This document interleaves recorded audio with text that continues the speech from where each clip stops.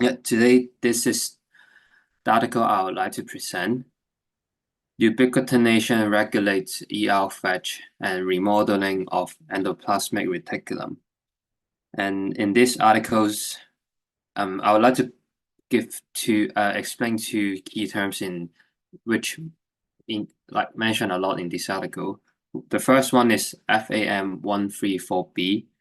It is a mammalian reticulin-like protein that shapes ER membrane.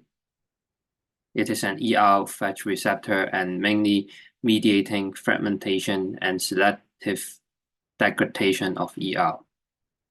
And another word is RHD, which is stand for reticulin homolog domain.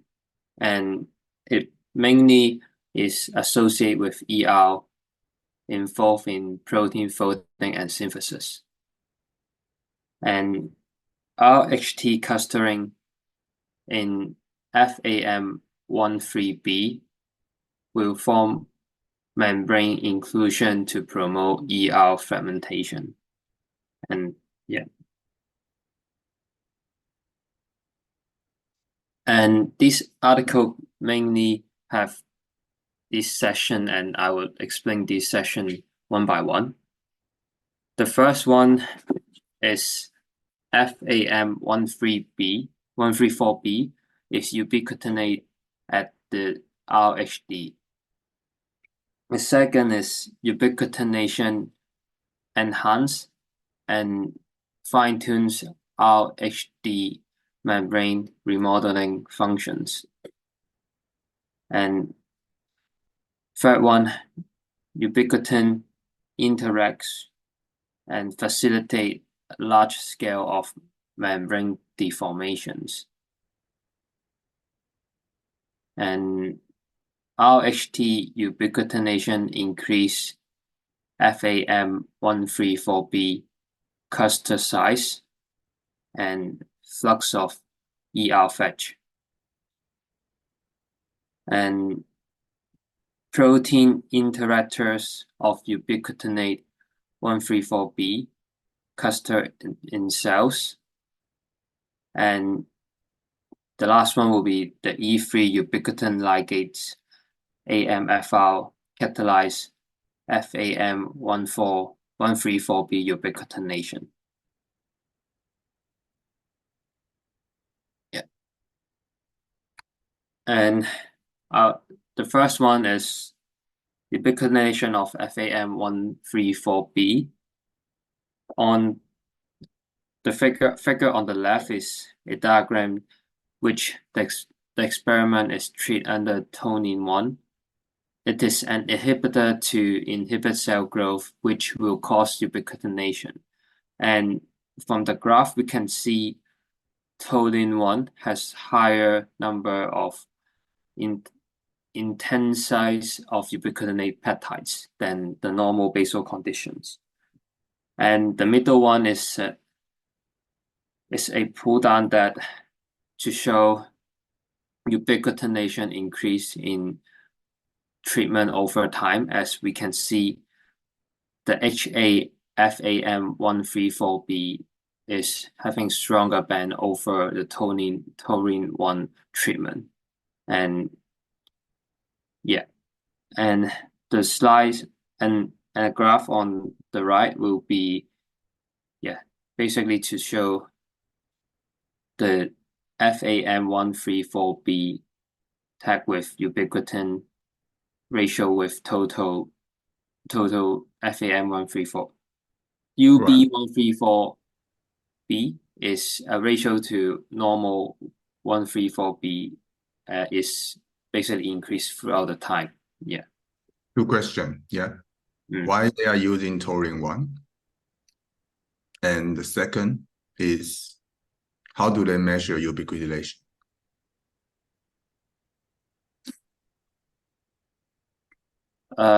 They use taurine 1 is because of they depends on the cell line. And can you repeat the second question again? What does that mean, depend on cell line?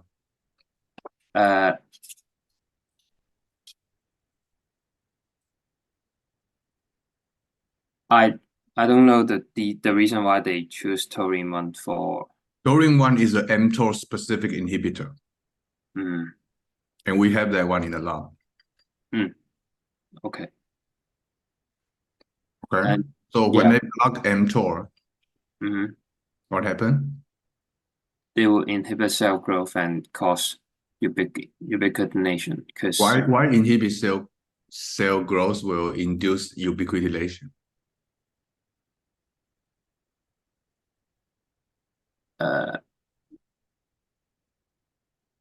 It will causing the cell to grow abnormal. But when your mTOR is inhibited, how the cell will grow normal? You say taurine-1 is going to prevent cell growth, and you say, but inhibit mTOR, the cell will grow normal. What? Yeah, you're right. I don't know for this one. Yeah. Okay. The mTOR signaling is promoted the cell autophagy, so they use this, right? Yeah. Absolutely correct. Okay. Second question: how do they measure ubiquitin?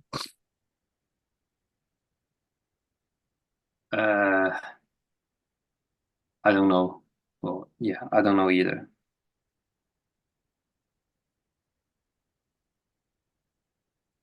They use pull down, so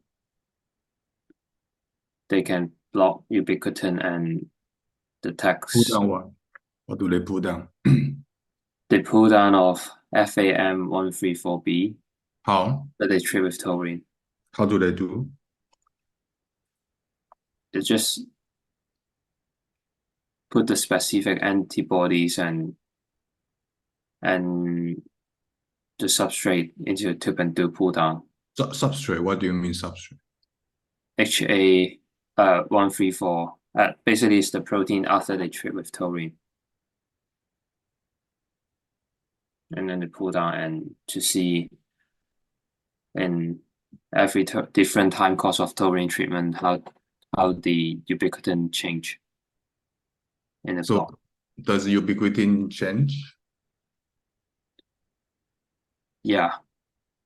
We can see from the blood it's decreased throughout taurine treatment because the ubiquitin is bound to FAM134B. Ubiquitin doesn't seem change. The graph shows change. I haven't indicated out there. Can you use your mouse to show which one is change?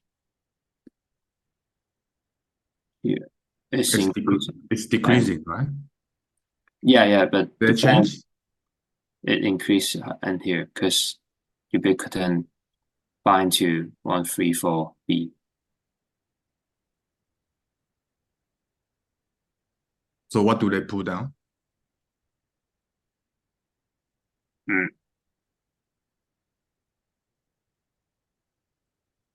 They pull down they pull down the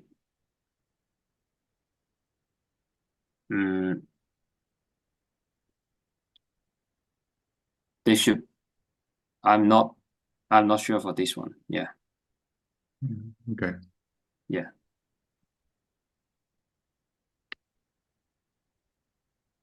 Yeah. And this is the left one is the structure of FAM134B. It basically it has transmembrane, aliphatic helix, and lysine residue and ubiquitin. And on the right, they knock out the lysine, all the lysine residue in 134B and replace with arginine. That's the one here. So when they knock out the lysine, ubiquitination cannot perform in RHD domain. Yeah, And why they do that? they would like to see is the lysine, because the lysine residue will attach with ubiquitin. How do they find how do they identify the lysine? They identify the lysine by observing the structure and knock it out, and Observe. observe How do the they observe? How do they select it? Because how many lysine there are mutant? the mutant 17 lysine in one Say 17. FAM134B. Yeah, 17. Yeah. In one, yeah. And in H134B, there has 17K in here, so they knock it out one by one, and Yeah. Yeah. Cool. Where's the reduced ubiquitination? Sorry, what? Where's, when you're describing the figure, can you point to where you're saying there's reduced ubiquitination? I can't really listen the question. I'm sorry, Sam. So when you say there is reduced ubiquitination, and you point in the figure where that is, because I didn't get that bit. They use LC3B1 or 2. Can you use your pointer saying where are Yeah. you saying? Because it's Yeah. very this is so complicated and this is so new and no one in our lab understand what it is. So Yeah. if you are not able to explain all these things, we won't be learn anything, right? Yeah, sure. So LC. what does the first figure mean? Second figure mean? The upper panel, what does that show? What do they do in this experiment? What they try to show? Yeah, let me explain one by one. Yeah. Basically, this is the normal.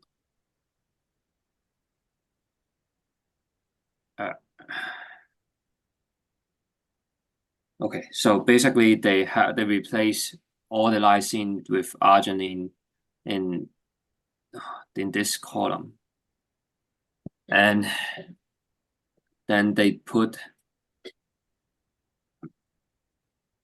I think it's better to explain here. There.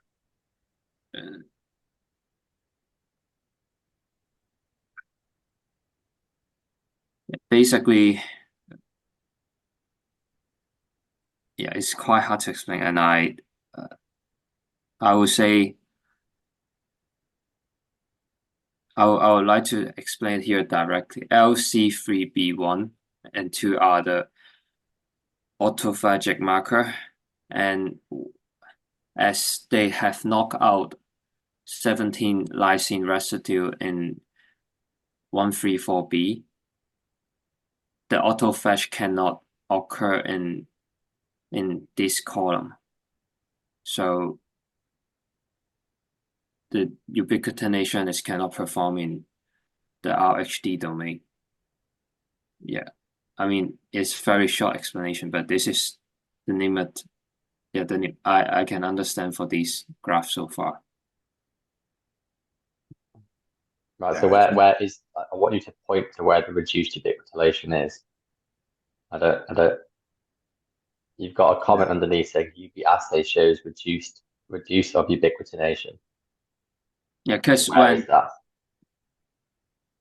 the autophage marker has shown decrease, and even the marker disappear when they knock out the lysine residue. Yeah, but the knockout of the lysine residue occurs. Show me which columns the knockout is in. Okay. Okay. Just let me explain. Okay, it's not actually correct. Let's look at the line by line. Okay, so this is a cell line. What they do, they overexpress. So they stably. I think this, from their previous figure, they show they stably express HA tagged FAM 134B. So all the cells are stably express this one. And then they also express the MYC-tagged ubiquitin, sorry. So all the cells, they are ubiquitin, okay? They overexpress MYC-tagged. You understand what is tag, right? Mm-hmm. What is tag? Bind to a cell to induce frozen image, or not bind to the cell. They are bind to the ubiquitin. Okay. So they modify their ubiquitin. There's a tag. So I don't know this one. Anyone don't understand what is tag? I will be happy if you would like to. Tag is you know, when you purify protein, you put a tag called NBP tag. Mm-hmm. So that's a tag. Yeah. That is artificial tag. So when you purify a protein, you have a MBP tag. That's why you can use the resin to purify MERV1. Yeah. Does that make sense? I'm sorry, can you say it again? I'm loading. Huh? I'm No. sorry, but can you say When it you again? purify, I'm talking about another example. When you purify a protein, Mm-hmm. what protein have you purified before? Mutate MERV1 and Okay, how do you purify MERV1?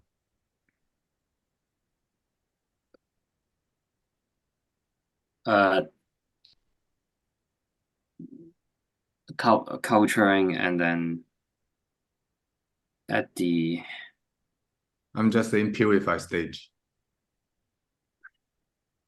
high salt, low salt, and That's washing. Yeah, washing, and then remove the tag. And when did you remove tag? You didn't remove the tag. Okay, that's right. So I think you won't be able to explain this paper, okay? Because you don't understand what is tag. Okay. Okay. So yeah, I think today we just stop here because there's no point to continue. Oh, sure. Yeah. Yeah. So you need to learn all this and you need to understand because, you know, Jimmy, this is okay to challenging yourself, but that's why I saw this is maybe too challenging, but you want to challenge it. I think it's a good mindset to challenging this. But if you do want to explain this, you do need to understand almost everything. Each figure, how do they do? Each figure, how do they do, and why they do. Otherwise, this is a Nature paper. You know, it takes them maybe 3 or 4, 5 years to do this experiment. And that is something we actually don't know. And we, you know, if it's an easy paper, I can easily help you go through each figure and then explain. But I don't have the confidence. I will be able to do that. So that's why I think we don't need to continue here. And I think none of us will be able to help so much here. I'm not saying like I'm sure someone can help, but it will take us too long time to, you know, get through it. But honestly, I think other than this graph, the coming graph, I know majority of the things.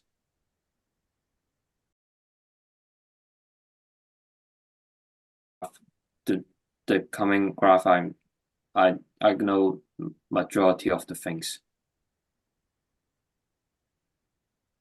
Okay. Yeah. Right. I'll give you. Okay. Let's let you talk then. Yeah, I mean, I'm sorry, guys. The last one is, yes, very unclear. My explanation was very unclear, but I'll jump to this slide and say, the figure A is the structure of ubiquitin. They bind with one monoubiquitin or two monoubiquitin.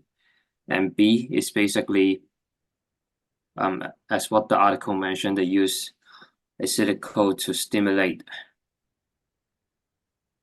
the molecular the activations to remodel a lipid. And basically, we can know from the graph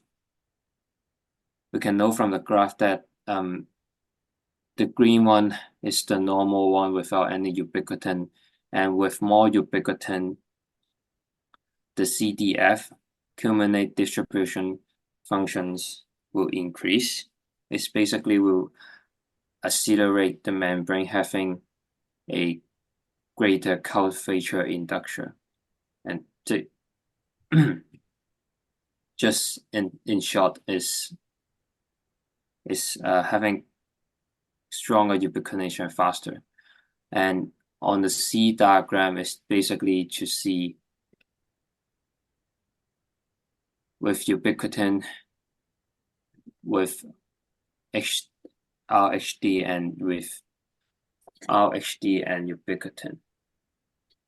And with ubiquitin and RHD, the liposome diameter is smaller. It means that the ubiquitination will enhance the RHD remodeling, since the distribution will be smaller when they bind together. Why? What's the relevance of that? Sorry. Hmm? Why is it important? Why is I didn't understand really the B. So what's the silica stimulation?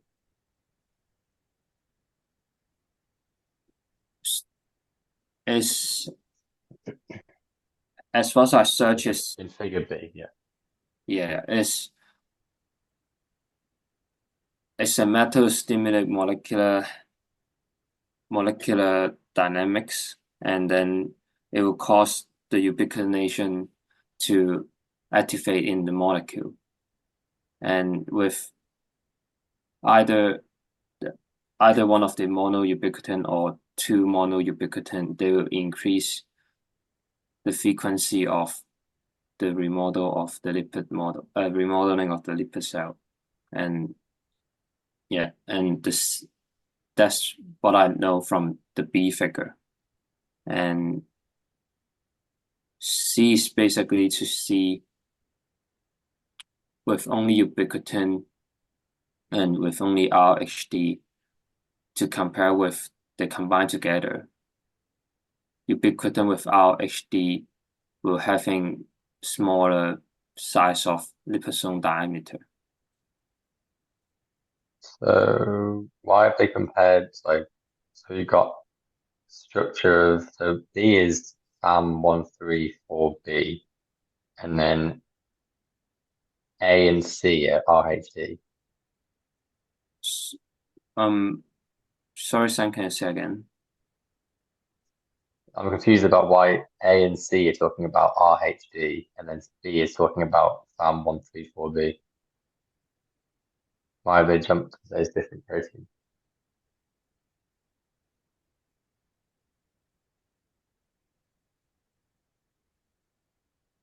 A and C are talking about RHD, and yeah, and B is, you mean B is talking about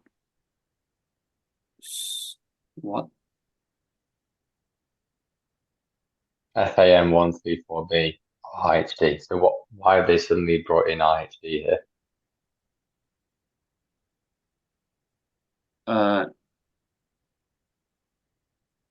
This is just the normal control, and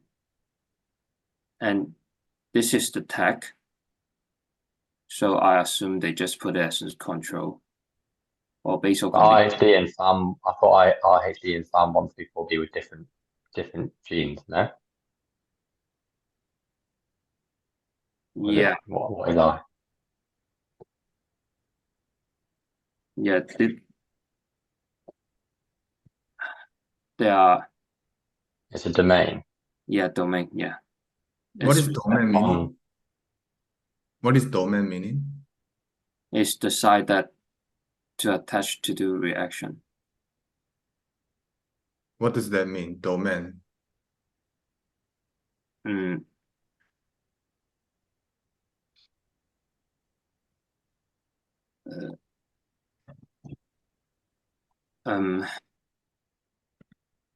I can't really explain it. Yeah, it's the side that attached to the reactions. That's what I know. Okay.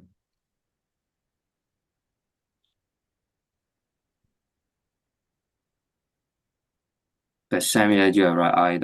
I cannot really answer your questions. Why they use at 134B here, I can't explain it. But what I can know from these three diagrams is when ubiquitin bind to RHD, they will having greater ubiquitination and remodeling functions. Yeah.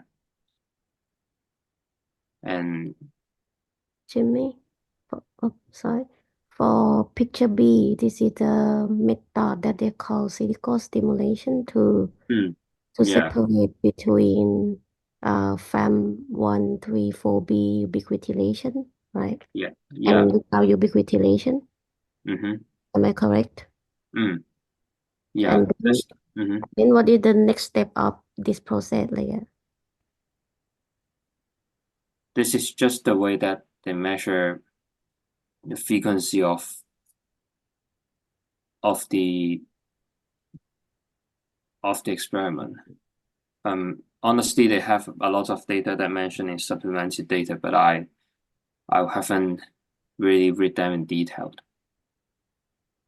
But they so B and C is not relevant, right? To layer. Yeah, they are not really the same. They are not the same experiment. Okay.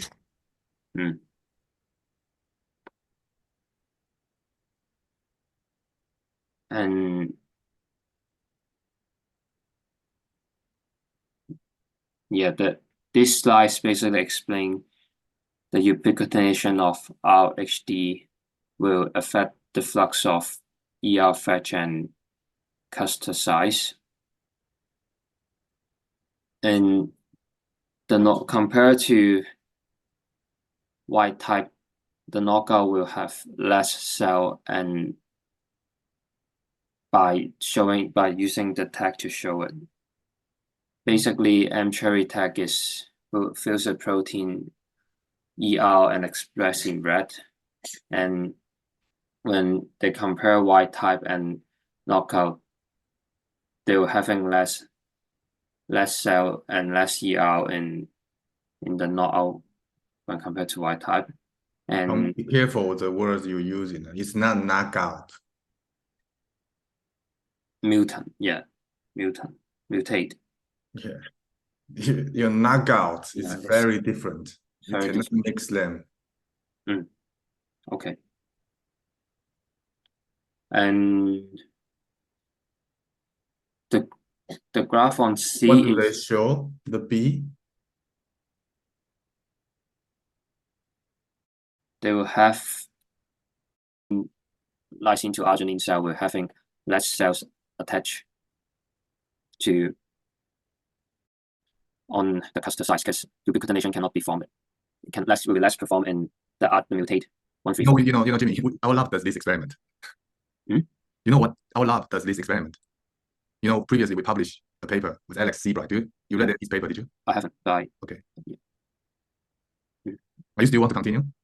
I think we should stop, Jimmy. Unfortunately, okay. You know, you actually have no clue what they are doing. Yeah, I better stop it then. Yeah.